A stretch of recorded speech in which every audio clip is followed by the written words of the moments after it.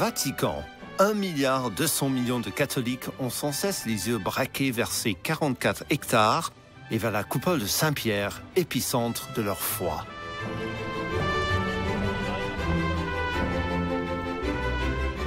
Au Vatican, on recense 921 citoyens, 2600 employés, 110 gardes suisses, les administrateurs qui forment la curie et plus de 5 millions de touristes et de fidèles.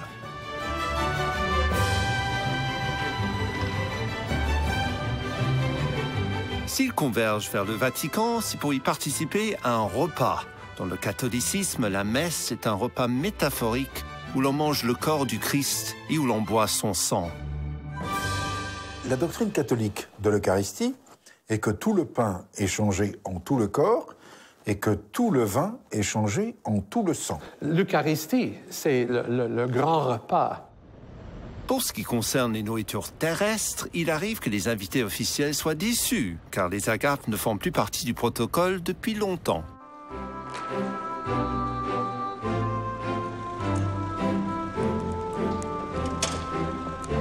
Les invités officiels arrivent cours Saint-Damas.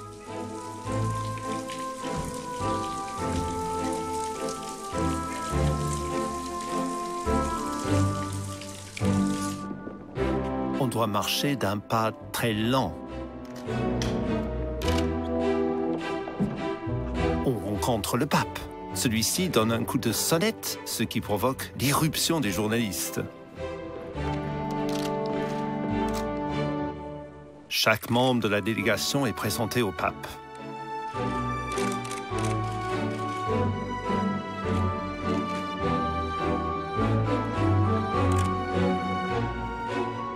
On s'offre des cadeaux, on échange des propos profonds, on se dit au revoir.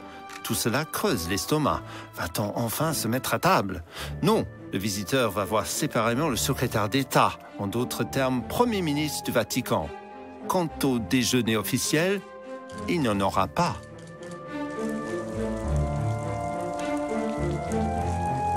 Les gardes suisses regagnent déjà leur caserne. Pourtant, de la pomme d'Ève aux multiples miracles de la Bible, dans le christianisme, la nourriture est partout. La bibliothèque du Vatican est l'une des plus anciennes du monde. C'est un archevêque français, Jean-Louis Brugès, qui la dirige.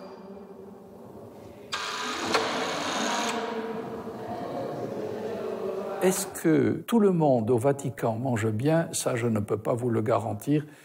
J'ai été invité quelquefois par des personnes du Vatican pour qui l'art culinaire n'était pas la première des préoccupations. Mais si vous venez chez moi, vous verrez, c'est convenable. Pape de 1978 à 2005, Jean-Paul II fut un stratège, mais aussi un grand sportif. Skieur, nageur, il faisait preuve d'un immense appétit. Éric Lebec est un expert du Vatican.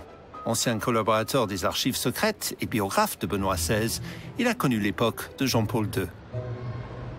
L'usage pour le pape était de déjeuner seul. Jean-Paul II a choisi de recevoir à sa table. Ce n'était pas le cas avant lui. Et Jean-Paul II, pour autant que j'ai pu le savoir ou le pratiquer, faisait vraiment des repas, des réunions de travail.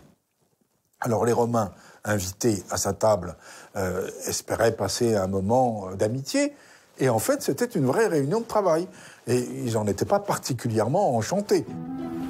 Côté menu, la table ne valait sans doute pas 5 étoiles. Les pensées de Jean-Paul II vont souvent vers Santo Stanislao dei Polacchi, l'église polonaise de Rome qui lui rappelle sa terre natale. On voit aujourd'hui sa soutane et une goutte de son sang.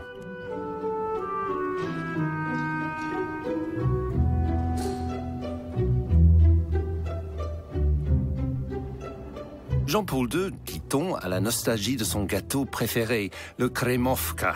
Le kremovka est fait de 2 couches de pâte feuilletée entre lesquelles s'interpose une épaisse couche de crème pâtissière.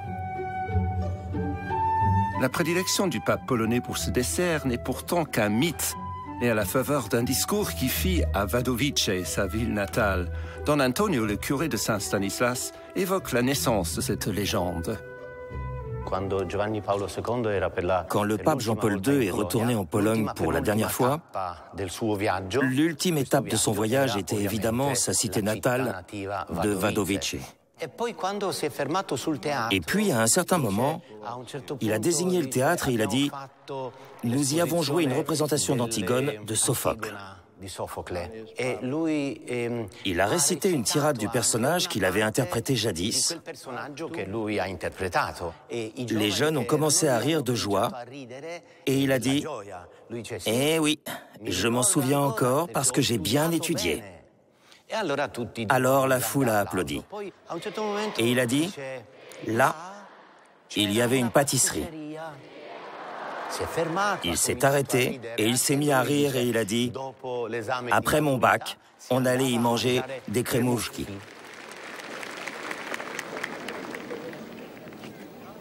Po maturze chodziliśmy na kremówki. Adolescent, Karol Wojtyła aimait les gâteaux à la crème. Mais c'est surtout après ce discours que la pâtisserie de Wadowice devint célèbre. Le véritable plat préféré de Jean-Paul II, c'était un classique de la gastronomie polonaise, les pierogi. Évidemment, on lui cuisinait des plats italiens, mais il préférait les plats polonais traditionnels. Par exemple, les pierogi.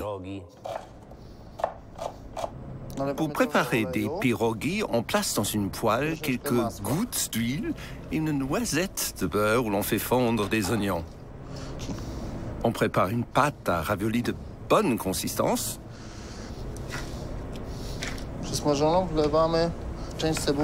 Une purée de pommes de terre salées et poivrées, à laquelle on ajoute les oignons frits et du fromage blanc, constitue la farce. On évite de trop la lisser, on doit sentir les grumeaux. Il ne reste plus qu'à farcir les disques de pâte.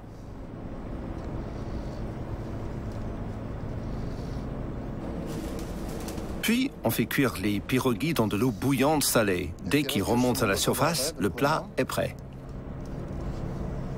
Jean-Paul II, dit-on, trouvait dans ce plat roboratif l'énergie qui lui était nécessaire pour aller skier ou pour nager dans la piscine qu'il avait fait creuser à Castel Gandolfo, la résidence d'été des papes.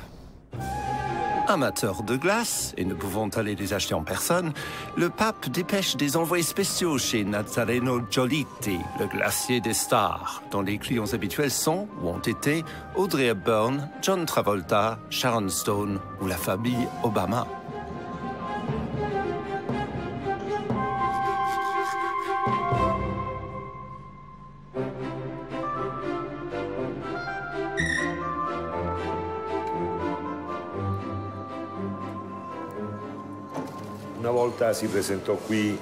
Un jour, un monsieur s'est présenté ici, venant du Vatican. Il voulait faire un cadeau à sa sainteté. Il m'a dit que le pape adorait les marrons glacés. J'ai dit, très bien. Dans ce cas, je vais créer une glace aux marrons glacés. À partir de là, chaque fois que le pape séjournait à Castel Gandolfo, sa résidence d'été, il y avait toujours sur la table la glace aux marrons glacés Giolitti.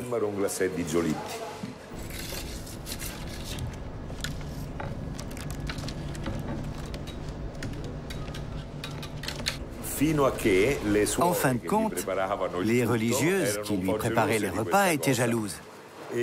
Alors nous avons fait un compromis. Pas tous les jours, mais une fois par semaine, il pouvait se régaler avec les marrons glacés de Giolitti.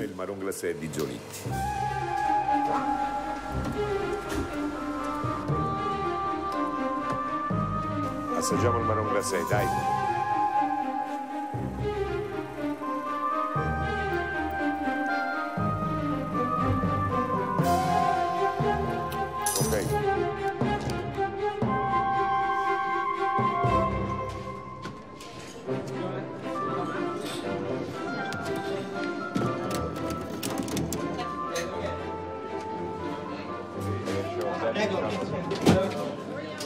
Arrivano 33 lady. Benoît XVI, pape intellectuel, aborde les choses de la table avec une distance qui ne l'empêche pas de se régaler, quand la nostalgie de l'Allemagne le prend, de saucisses blanches de Munich. Le cardinal Ratzinger, avant de devenir pape, fréquente un restaurant de son quartier, la Cantina Tirolese.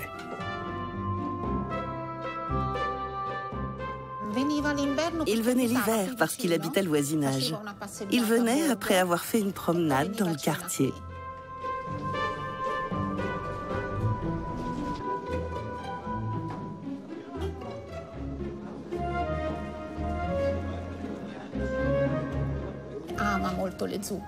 Il aime beaucoup les soupes, le minestrone. Il venait dîner ici parce qu'il aimait manger les soupes et la nourriture autrichienne, la frittatensuppe. L'allemande est une sorte de crêpe taillée en lanières très fines, comme des fettuccine, et trempée dans le bouillon. Il boit très peu d'alcool, une petite bière ou un verre de vin. Mais il boit principalement de l'eau, peu d'alcool. Benoît XVI est un homme qui a vécu et qui vit toujours dans une grande austérité, dans une grande simplicité, se contentant de très peu de nourriture. Benoît XVI recevait très peu, et Benoît XVI recevait surtout des étudiants dont il dirigeait la thèse de doctorat. Avec le cardinal Bergoglio, c'est un Argentin d'origine italienne qui arrive au Vatican. Il a des goûts culinaires simples, qui reflètent sans doute encore plus que son humilité, son extraordinaire capacité d'adaptation.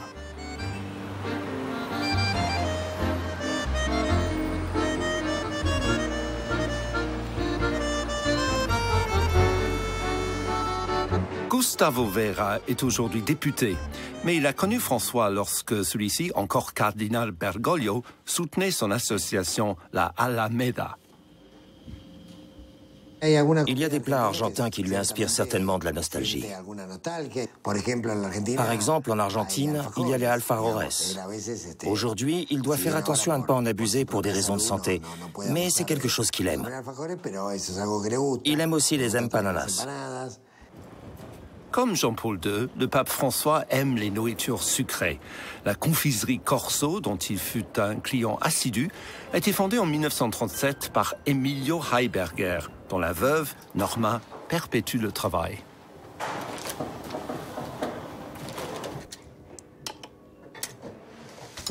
Voici les friandises préférées du pape François. Il envoyait souvent quelqu'un en chercher pour lui, et il aime beaucoup ceux au dulce de leche. Quand il voulait faire plaisir à quelqu'un, il lui faisait offrir des friandises. Oui, je le connais. Et je lui ai même offert du chocolat toscan. Alors il m'a envoyé un chapelet, une lettre avec son écriture toute fine, si belle. C'est ce que je possède de plus beau.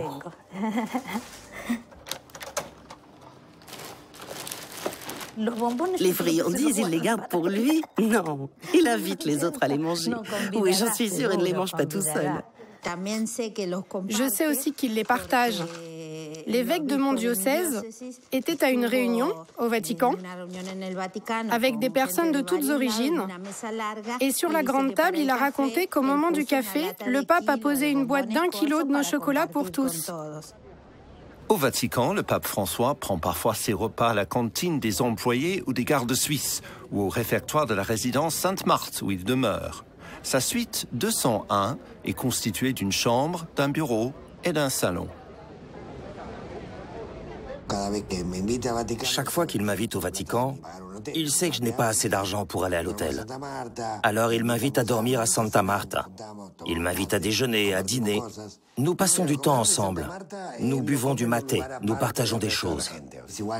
Au réfectoire de Santa Marta, il ne se tient pas à l'écart des autres. Il est traité comme tout le monde. Mêmes assiettes, mêmes couverts, tout est pareil.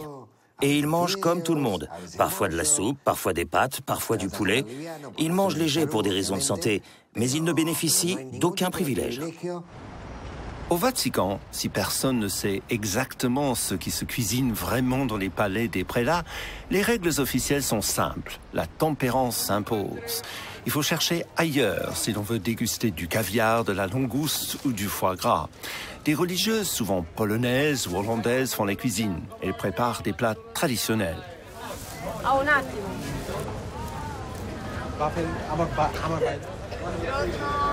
Les pâtes et pizzas sont servies en abondance.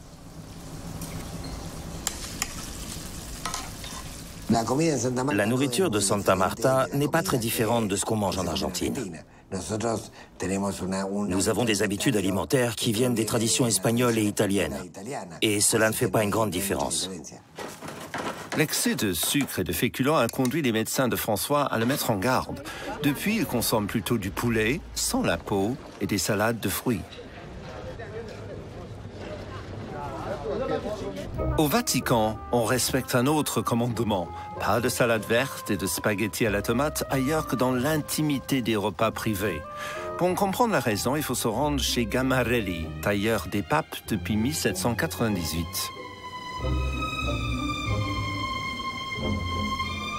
Les essayages se font parfois sans façon.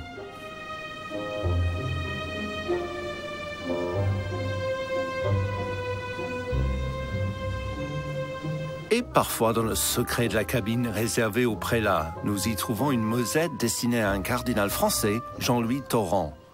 Et partout dans la boutique, des mitres, des calottes, des soutanes de soie. La moindre éclaboussure les endommagerait.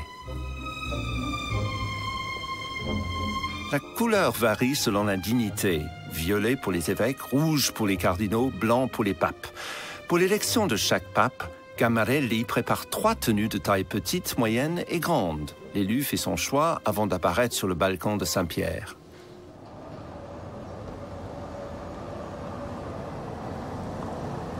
Il est temps pour les cardinaux et, qui sait, pour le pape, de recevoir leur nouvelle chasuble ou escarpin.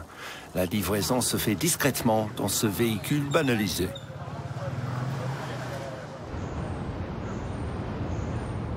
La plupart des citoyens du Vatican déjeunent chez eux. Les prélats disposent souvent de palais où des religieuses préparent et servent leurs repas. Mais lorsqu'il s'agit de faire de la politique, le mieux est d'éviter les restaurants gastronomiques à l'ambiance feutrée. On se rencontre dans des pizzerias populaires. Plus il y a de bruit, moins les secrets seront entendus.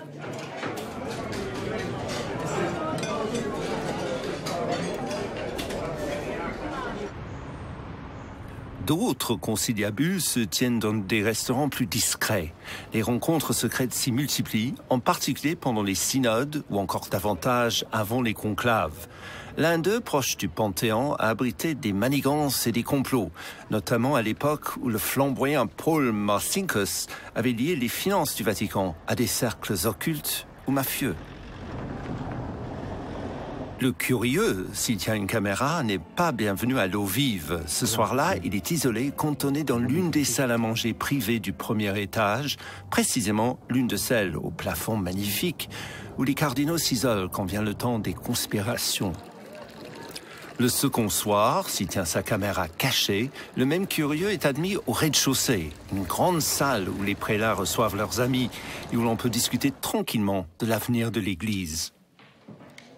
La nourriture est française.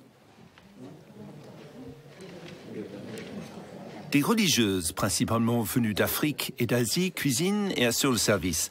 Gare à celui qui se ferait prendre en train de filmer. L'ordre religieux de l'eau vive subit des procédures judiciaires, attaqué pour ses pratiques sociales passées. Pourtant, ce que ressent le visiteur, c'est une foi sincère et plutôt touchante qui s'exprime, après le dessert, par des prières et des danses.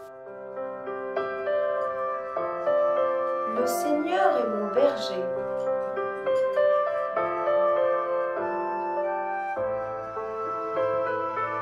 Je ne manque de rien.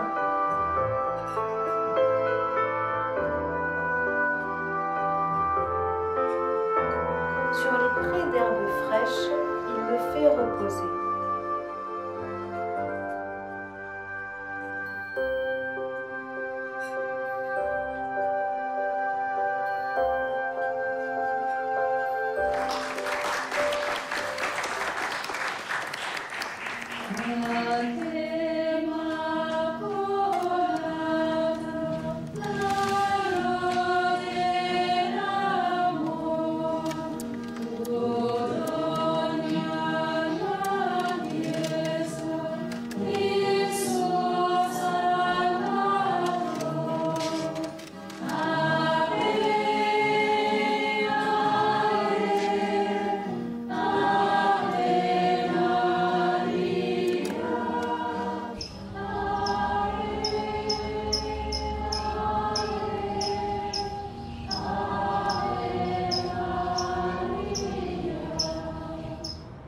Les personnels du Saint-Siège fréquentent l'Isola della Pizza et la Victoria, deux restaurants situés à moins de 100 mètres des frontières. À la Victoria, les clients préférés sont les gardes suisses. Et quand on y tombe sur une tablée d'hommes jeunes, rasés de près, joyeux mais bien élevés, pas de doute, ils ont quitté le temps de leur déjeuner l'uniforme tricolore de la garde.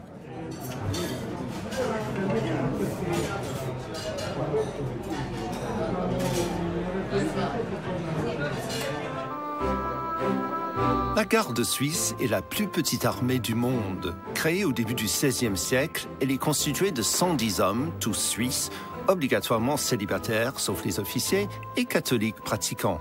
Contrairement à ce qu'on croit, leur uniforme ne fut pas dessiné par Michel-Ange, mais par un commandant de la garde qui s'inspira, au début du XXe siècle, d'une fresque de Raphaël. Quand on est garde suisse, on salue. Toute la journée.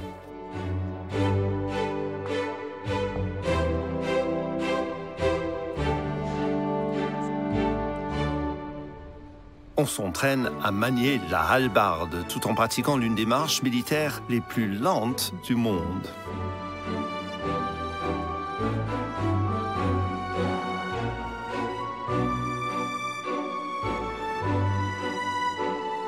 Et l'on monte la garde interminablement, par exemple devant l'appartement officiel du pape. L'autre restaurant où l'on accueille des gardes suisses à bras ouverts, c'est l'Isola della Pizza.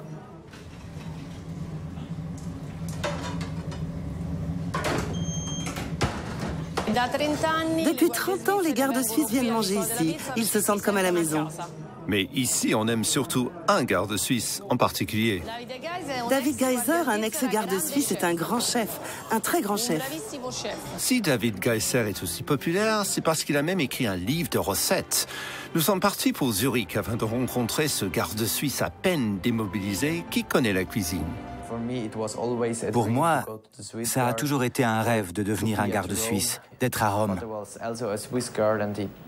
Mon père était garde suisse et il nous a raconté beaucoup d'histoires sur l'époque où il servait. Et tout cela me fascinait quand j'étais petit.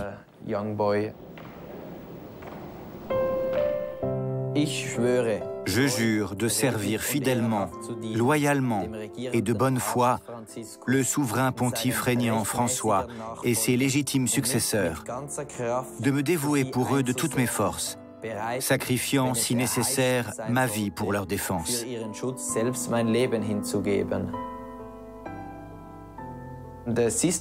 Les religieuses qui cuisinent pour nous ont un jour de congé. Et ce jour-là, vous pouvez vous lever et vous dire « Je vais faire la cuisine aujourd'hui pour la garde suisse ». Moi, c'est ce que je fais une fois par mois. Pour ses camarades de la garde, David remplace les sorts de la divine providence et se met au fourneau. À l'époque de l'Avent, nous préparons des biscuits, du pain d'épices, des choses comme cela, ou des banquets pour les gardes suisses ou pour les commandants.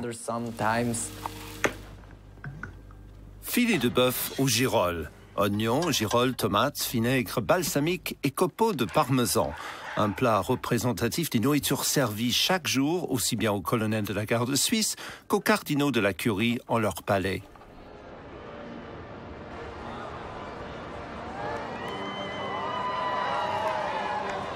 Le rôle des gardes suisses est notamment d'assurer la sécurité des audiences générales chaque mercredi en association avec la gendarmerie du Vatican.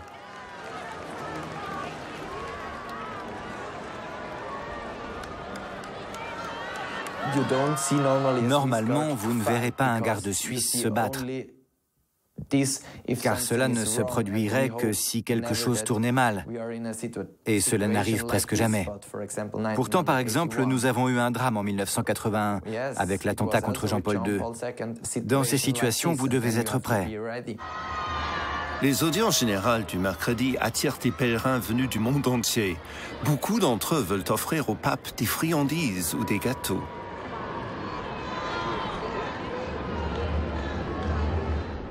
La pace sia con voi e con il tuo spirito.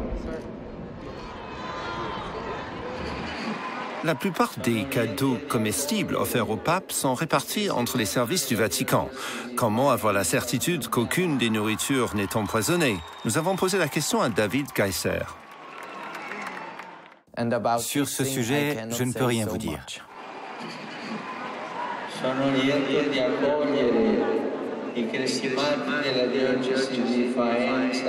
Se pourrait-il qu'au Vatican, la gourmandise soit plus forte que la prudence?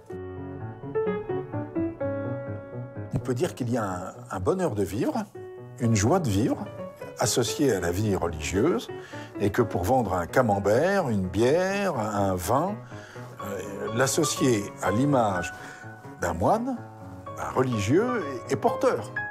Et même les Chartreux, qui sont certainement un des ordres les plus sérieux, livrent de très bonnes liqueurs. C'est une grande tradition monastique que de vouloir d'abord des médicaments qui ont bon goût.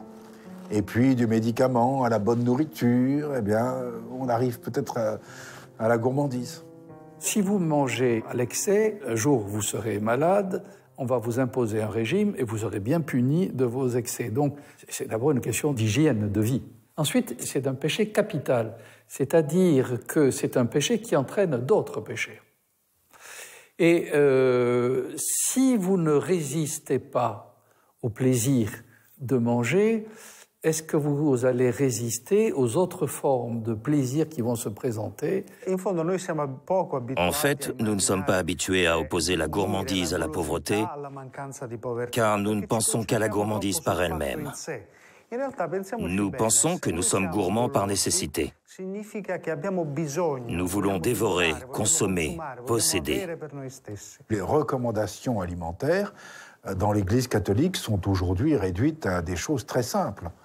Il est recommandé de faire maigre le vendredi de carême, normalement pour économiser afin de donner aux pauvres.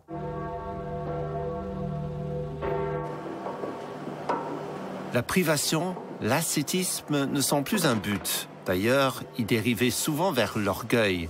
Le christianisme accepte que le repas soit aussi un moment de plaisir. Jésus a fait ses meilleures leçons autour de la table avec des pêcheurs, avec n'importe qui était avec lui à table. L'Eucharistie, c'est le grand repas.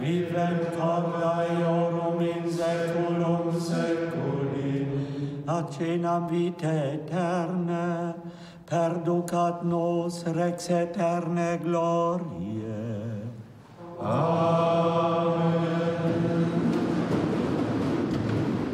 Le repas peut être un moment de recueillement ou de détente. Dans tous les cas, on en rend grâce à Dieu, qui a exaucé la prière par laquelle on lui demandait le pain quotidien.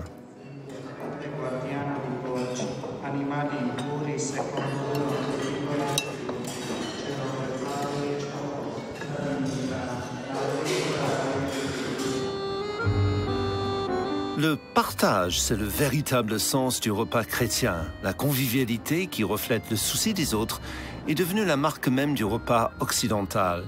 À Buenos Aires, une organisation née après la crise financière de 2001, la Alameda, lutte contre la traite des êtres humains, le travail forcé, l'exploitation des enfants, le proxénétisme. Le premier soutien de la Alameda fut toujours le cardinal de Buenos Aires, Jorge Bergoglio, futur pape François. Olga Cruz travaille désormais comme couturière à la Alameda, mais c'est parce qu'elle avait faim qu'elle y a débarqué à l'origine. J'ai connu la Alameda il y a 12 ans, quand j'étais enceinte de mon 3e enfant. Je cherchais un endroit où manger. À cette époque, c'était la crise. Il n'y avait pas de travail. Je suis arrivée ici parce que j'avais faim. On m'a invitée et je suis restée. Le premier acte de solidarité humaine consiste à nourrir ceux qui ont faim. Et avec ses amis de la Alameda, le cardinal Bergoglio s'y emploie. Il fréquente cette cantine où il s'installe, comme à son habitude, à la même table que les plus pauvres.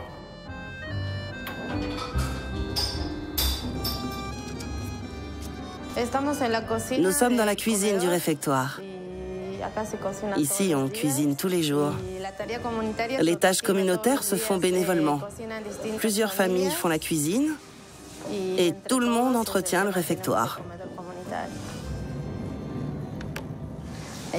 Et à l'époque, le pape qui était cardinal venait manger avec nous. Cette photo montre le pape François servant des repas aux nécessiteux à l'époque où il était évêque de Buenos Aires.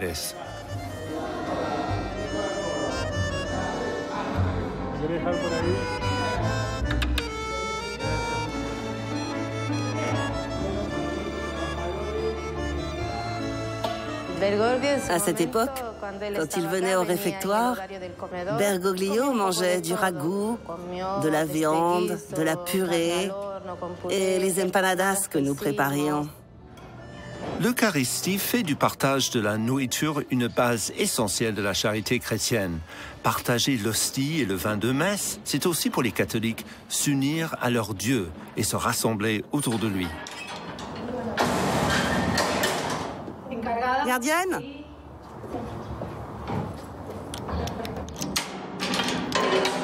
Tout commence par du pain, parfois dans les lieux inattendus. Ancienne policière, Gabriela Caballero est incarcérée pour un homicide à proximité de Buenos Aires. Au sein de la prison, elle a créé un atelier de fabrication d'hosties.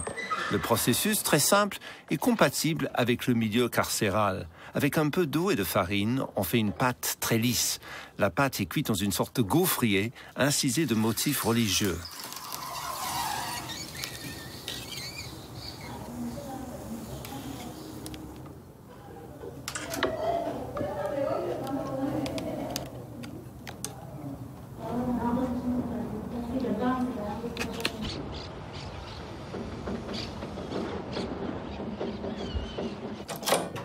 Les hosties sont enfin découpées, les grandes pour le prêtre et les petites pour les fidèles. L'histoire serait banale si l'évêque de son diocèse n'avait fait parvenir au pape François un sachet d'hosties fabriqué par Gabriela et accompagné d'une lettre de la prisonnière. Pour la jeune femme commence alors un miraculeux enchaînement de circonstances. Car bientôt, elle apprend que le pape a décidé d'utiliser ces hosties pour célébrer le matin sa messe privée à la résidence Santa Marta. Je ne pouvais pas y croire. C'était comme un rêve. Quelque chose que je n'avais pas prévu. Je n'y pensais pas. Je ne voulais pas me faire d'illusions. Cela ne faisait pas longtemps qu'il était pape.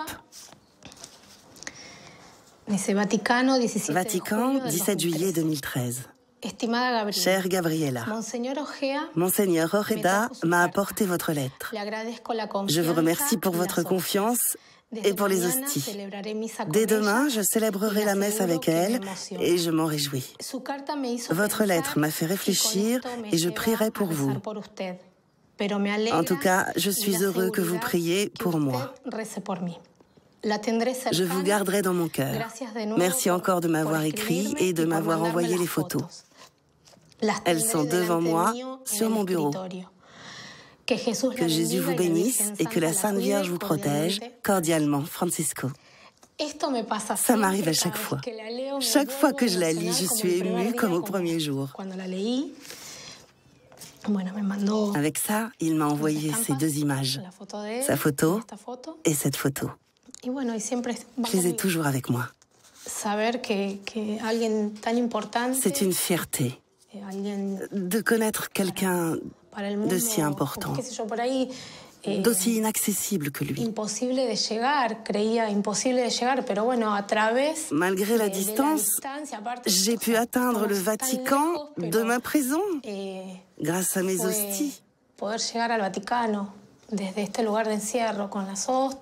ce qui me plaît par-dessus tout, c'est qu'il sache que dans un lieu aussi sombre, on peut faire des choses si belles. Je voulais vraiment qu'ils connaissent mon atelier et tout ce qu'on fait ici, que ce soit aussi bien pour les hommes que pour nous, les femmes. Les plombs sautés. L'Eucharistie se présente comme un véritable repas. C'est un repas sacré, un repas où on ne se contente pas de manger, mais toute la célébration de l'Eucharistie est une immersion dans l'éternité. Il faut qu'il y ait la consécration et du pain en corps et du vin en sang, et qu'ainsi le corps soit réellement sacrifié, puisque le sang est sorti du corps, et que dans la tradition juive, le sang, c'était l'arme. Pour que le repas soit complet, il faut donc que le vin soit bu. Marina Beltrame est sommelière à Buenos Aires. Elle aime particulièrement un vin argentin qui est aussi, dit-on, le préféré du pape. Ce jour-là, Valentin, le producteur de ce vin, vient en parler avec elle.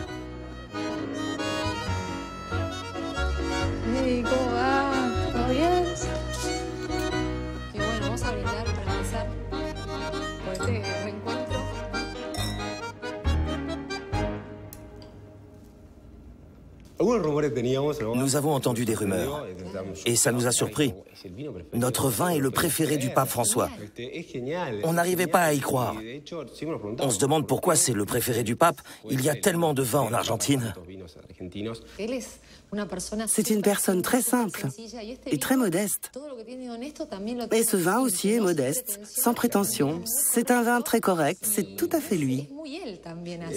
Dans l'assemblage, il y a du Malbec, du Cabernet et du Merlot, et on joue avec les dosages. En bouche, ce que j'adore, c'est sa douceur. C'est comme du velours. Il est fruité, il n'est pas compliqué. Sa simplicité fait sa grandeur, il est comme François.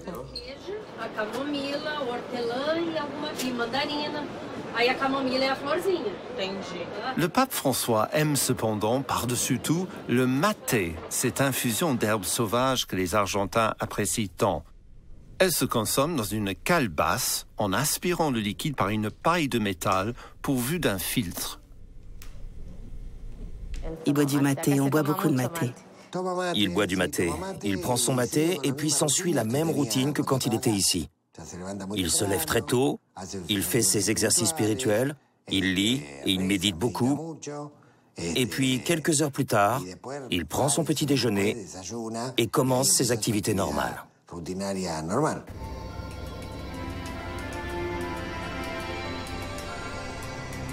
Le pape François n'a donc qu'un goût modéré pour l'alcool. Cependant, rien d'autre que le vin n'est acceptable pour célébrer la messe. C'est ce qui a contraint des théologiens, par exemple, à identifier les accommodements tolérés pour les prêtres alcooliques. Je dis la messe tous les jours ici, à l'hôpital. Le vin que j'utilise m'est fourni par les religieuses. C'est un vin doux, un vin très jaune, comme s'il était madérisé et sucré. Le vin doit ne provenir que d'un cépage. Le mieux, c'est un vin sucré parce qu'il se dégrade moins qu'un vin sec. Il reste stable plus longtemps.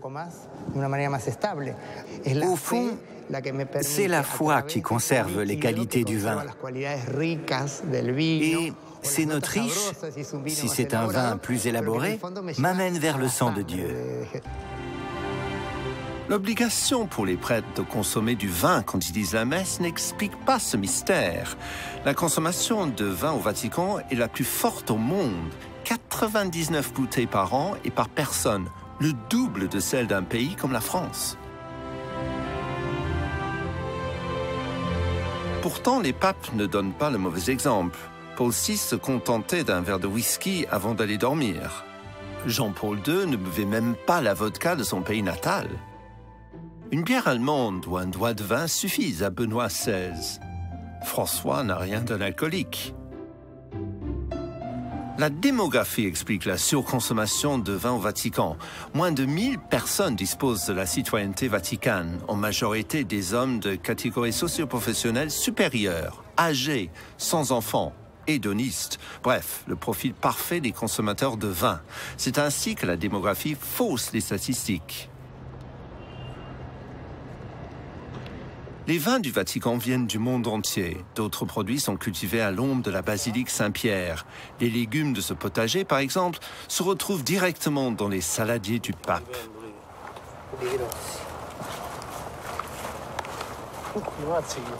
Tous les autres produits alimentaires frais viennent de Castel Gandolfo, la résidence d'été des papes. Castel Gandolfo est situé sur les rives du lac d'Albano, à 24 km au sud-est de Rome. Le palais pontifical se dresse au cœur de la petite cité de 9000 habitants. Le palais et ses dépendances, situés là où se dressait au 1er siècle la résidence d'été de l'empereur romain Domitien, furent acquis par le Vatican au XVIe siècle.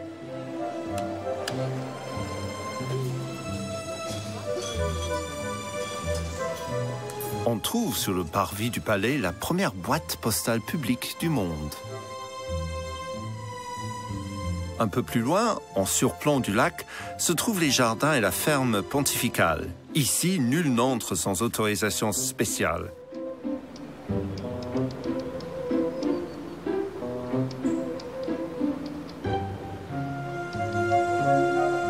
Les papes, quand ils échappent à la moiteur estivale de Rome, viennent s'asseoir et se détendre dans ces jardins à l'italienne, non loin des ruines du théâtre et du palais de Domitien. Giannoli Osvaldo, le directeur de Castel Gandolfo, a permis que loin des circuits touristiques, les domaines privés et agricoles soient ouverts à nos caméras. Il y a un arbre encore plus vieux qui a près de 500 ans. Ce qui veut dire que quand Napoléon cavalait à travers l'Europe, ces arbres étaient déjà là. Le domaine agricole de Castel Gandolfo, véritable exploitation modèle, s'étend sur 25 hectares, autour d'une ferme construite dans les années 1930. Alessandro Reali est le directeur de l'exploitation des fermes pontificales. Ce sont de jeunes taureaux de race limousine qui vont être vendus pour la reproduction. Et là, nous avons les animaux de race frisonne pour le lait. Ils donnent beaucoup de lait de haute qualité. Nous avons des veaux dans les box pendant 2 ou 3 mois. Après cela, les génisses vont dans les champs pour y être fécondés. Les étables sont lavées à grande eau plusieurs fois par jour et tout est fait pour que rien ne stresse les animaux. Voici le petit dernier, le dernier né. Les vaches du pape sont nourries de mélasse, de foin et d'une pulpe de betterave préparée spécialement pour elles. Un service 5 étoiles pour ces championnes de la production laitière.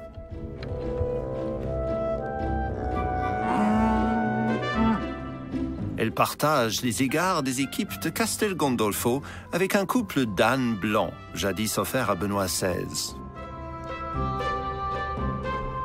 Et un couple d'ânes gris, cadeau fait au pape François. Le lait que produisent les femelles peut être utilisé, après traitement, comme substitut pour des nourrissons présentant certaines intolérances.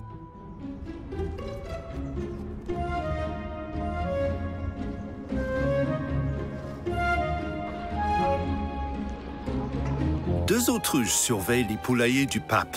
Le village des poules abrite 350 volatiles de race livournaise, élevés en liberté pour leurs œufs, et à peu près autant de poulets destinés à être rôtis.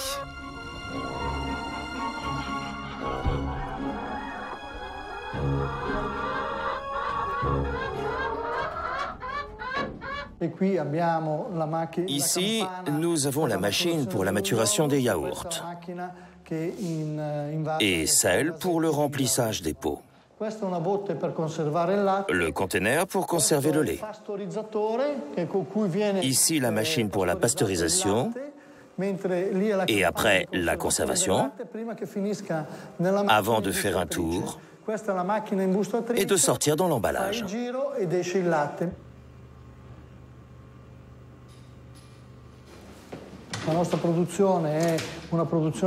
Notre production de filière lait part du lait cru. Nous obtenons le lait entier, le lait demi-écrémé, le beurre, la ricotta et des fromages plus affinés.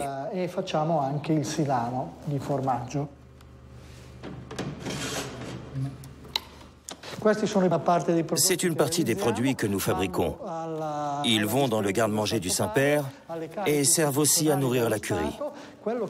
Ce qui est produit en plus va au supermarché du Vatican. Chaque matin, une camionnette livre au Vatican les produits de la ferme qui se retrouvent sur la table du pape. Autant de produits bio obtenus sans engrais artificiels ou produits chimiques. Nous avons avec le pape François un pape vert. Nous reprenons au sérieux, nous chrétiens, nos responsabilités à l'intérieur de cette nature. Parler de foi pour un jésuite comme Bergoglio, c'est sans aucun doute se référer à une vision globale du monde, de sa réalité et de la défense de l'environnement. Nous nous prenons à ressentir des sentiments d'affection et pourquoi pas d'amitié vis-à-vis de cette terre.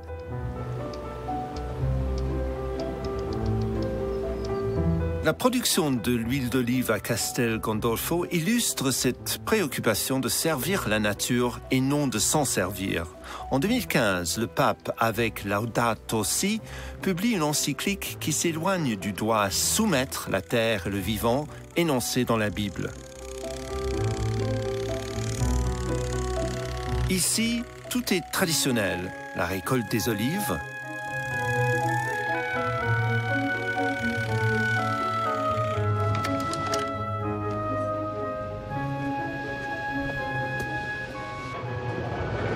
ou la pression à froid sous des meules centenaires. Ces olives ont été récoltées il y a une demi-heure. Elles ne restent jamais plus d'une demi-heure dans les cajots.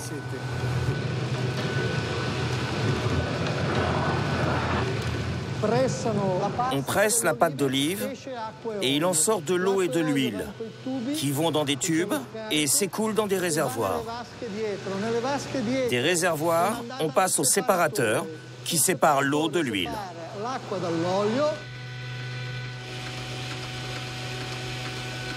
L'huile est goûtée par le directeur de Castel Gandolfo et par le directeur de l'exploitation avant d'être envoyée sur la table du pape. Cette huile que nous venons d'élaborer va se retrouver dans le garde-manger du Saint-Père. Nous la goûtons d'abord pour voir si elle a toutes les qualités requises pour lui. Elle est douce et suave. Oui, elle est douce et suave.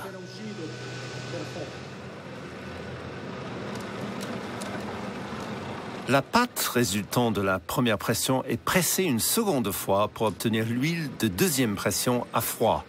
On la dispose sous forme de galettes entre des disques de métal.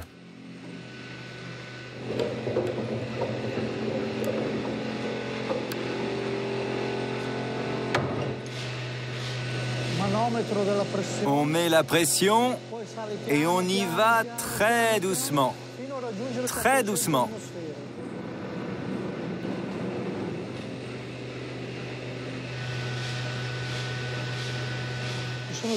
Il y a des pistons qui sont dans l'huile et travaillent pour mettre l'eau sous pression. Un régulateur fixe la pression et à chaque tour, ça augmente. Ça va de 0 à 400 bars. Voilà la production des 10 derniers jours.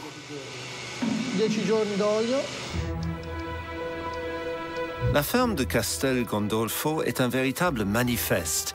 Les légumes des serres, les raisins des vignes, les fruits des vergers et la nature en général n'y sont soumis à aucune violence. Comme s'il fallait établir entre l'Église et la nature un pacte qui concilierait autour de la table le plaisir, le respect de la planète et la foi de ceux qui veulent croire.